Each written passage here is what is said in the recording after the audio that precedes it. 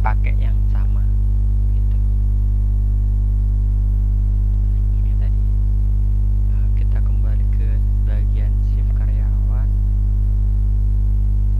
Di bagian sini untuk ngelola shift jadwalnya ada dua metode.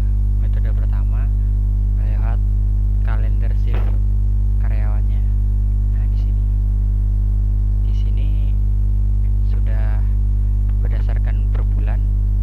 Misalnya bulan November, Desember masih kosong semua. Nanti kalau mau dibuat tinggal klik salah satu tanggalnya, lalu pilih. Kalau dia off dicentang, kalau dia ada waktu kerjanya tinggal dipilih waktu kerjanya, misalnya pagi, lalu submit gitu. Nanti kalau mau dihapus tinggal klik ulang, delete. Ini. Nah, karena ini sistemnya grup, maka perubahan jadwal satu orang aja di grup tersebut akan mempengaruhi jadwal shift di karyawan lainnya kalau dia grup. Tapi kalau misalnya mau dibuat sendirian juga bisa.